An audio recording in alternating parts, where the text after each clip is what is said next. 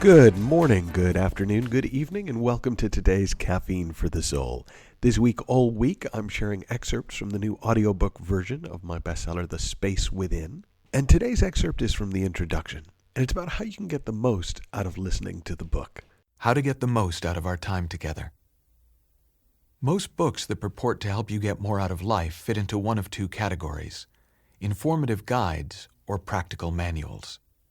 This book is designed to sit in a third category, as a catalyst to wake you up to something that is already inside you. There's a sense in which you already know everything we'll be talking about, even if you've never consciously thought about it or attempted to put it into words. For example, after listening to my TEDx talk, Why Aren't We Awesomer?, Bob Hurley, the surfer turned CEO of Hurley International, which is now a division of Nike and one of the most profitable lines of sports apparel in the world, took me aside and said, "That was great, Michael, but can I ask you a question?" When I assured him that he could, he said somewhat conspiratorially, "Isn't this all kind of obvious?" I agreed with him that it was, but also pointed out that, like the naked leader in the Emperor's New Clothes, for something that everyone recognized once they saw it, it was remarkable how few people actually saw it in the first place. Which begs the question of how best to see the elusive obvious. While there's no one right answer, there is definitely a direction in which to look, and it's inside you. Not inside your body, but inside the quiet and spaciousness of your own mind. Think of quiet not as an absence of thought, but as the space inside which the noise of your thinking arises. What makes this tricky, at least to begin with, is that at first glimpse the noise is more interesting than the quiet. For example, as I read this, listen to the quiet between the words. Chances are you can still hear the words and even understand them. But without noticing it, at some point you'll once again become absorbed in the words and stop hearing the quiet between them. In the same way, it's easy to get caught up in listening and either agreeing or arguing with the words that I'm using, and totally miss the space to which they're pointing. That's not your fault, and in fairness, it's not really my fault either. Trying to explain spiritual truth is like pointing to fire with ice. The closer you get to the reality of what you're pointing to, the less useful your words become. As Lao Tzu wrote over 5,000 years ago in the Tao Te Ching, the Tao which can be expressed in words is not the eternal Tao. The name which can be uttered is not its eternal name. Without a name, it is the beginning of heaven and earth. With a name, it is the mother of all things. Only one who is eternally free from earthly passions can apprehend its spiritual essence. He who is ever clogged by passions can see no more than its outer form. These two things, the spiritual and the material, though we call them by different names, in their origin are one and the same.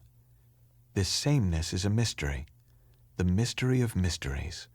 It is the gate of all spirituality. Or, as Sid Banks put it a bit more succinctly back in the days of cassette tapes, if you're driving in your car listening to this and you find yourself in a beautiful feeling, pop the tape out, throw it out the window, and stay with the feeling.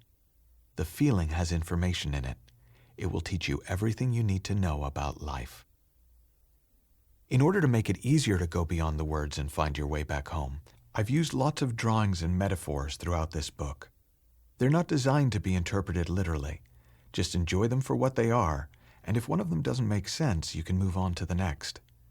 Each metaphor is prefaced by a reminder that I got from my daughter Maisie's favorite t-shirt.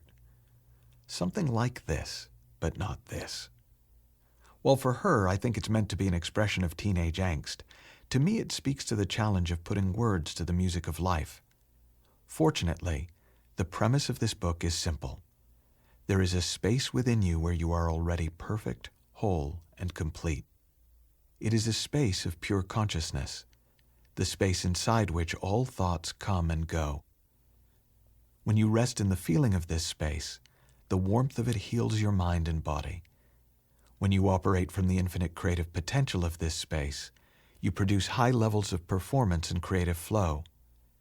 When you sit in the openness of this space with others, you experience a level of connection and intimacy which is breathtakingly enjoyable and filled with love. And when you explore this space more deeply, you find yourself growing closer and closer to the divine, even if you're not sure there is such a thing, and wouldn't know how to talk about it if there were. Every problem we have in life is the result of losing our bearings and getting caught up in the content of our own thinking. The solution to every one of those problems is to find our way back home. One problem, one solution, infinite possibilities. Tomorrow I'll be sharing an excerpt about how abandoning the quest for 24/7 happiness ironically actually reveals more of your innate well-being.